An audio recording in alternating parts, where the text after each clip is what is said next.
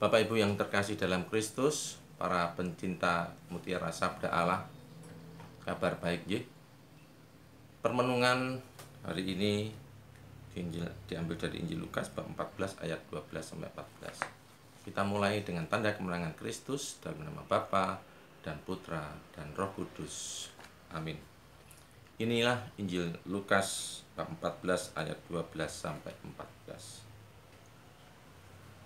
Yesus bersabda kepada orang Farisi yang mengundang dia makan, "Bila engkau mengadakan perjamuan siang atau malam, janganlah mengundang sahabat-sahabatmu, saudara-saudaramu, kaum keluargamu, atau tetangga-tanggamu yang kaya, karena mereka akan membalasnya dengan mengundang engkau pula, dan dengan demikian engkau mendapat balasnya.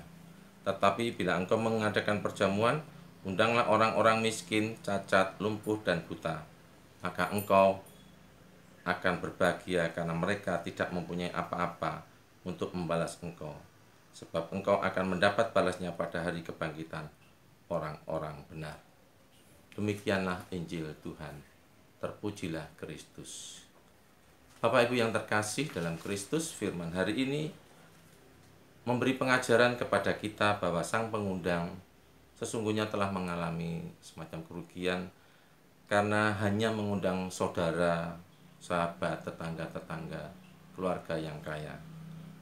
Sebab sebaik-baiknya hidangan perjamuan dari pesta itu yang disediakan kepada tamu itu, tiada yang berharga yang bisa didapatkannya selain pengundang mendapatkan balasan undangan.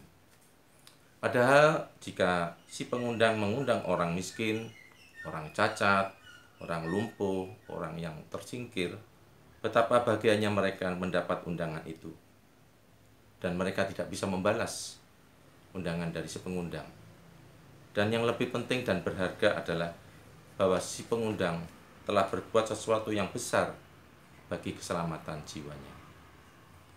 Tuhan Yesus melalui sabda hari ini hendak mengajar kepada kita untuk berbuat sesuatu agar dapat menerima lebih dari apa yang dapat diberikan oleh dunia ini, yaitu ketika kita dapat memakai apa yang ada pada kita berguna untuk keselamatan hidup kita, dan kita dilayakkan menjadi bagian dari orang-orang benar yang diselamatkan. Tuhan Yesus sungguh memanggil kita supaya hidup kita menjadi berkat bagi dunia ini, menjadi berkat bagi sesama kita, bukan menjadi orang yang mementingkan diri kita sendiri. Apa yang kita kumpulkan di dunia ini pada akhirnya akan kita tinggalkan dan akan lenyap. Tetapi harta yang kita kumpulkan di surga tidak akan pernah lenyap. Dengan kita berbuat baik kepada sesama, dengan kita memperhatikan sesama, hidup kita akan dilayakkan dan kita mengumpulkan harta kita di surga. Bapak Ibu yang terkasih, kita bersyukur kita masih diberi kesempatan untuk bisa menjadi saluran berkat untuk sesama kita, terutama bagi orang-orang yang miskin, orang yang cacat, orang yang lumpuh, orang yang buta, orang yang tersingkirkan.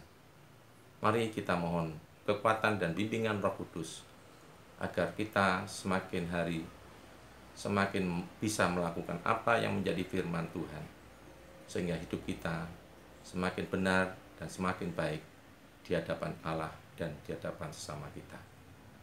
Terpujilah Allah sepanjang segala masa. Amin.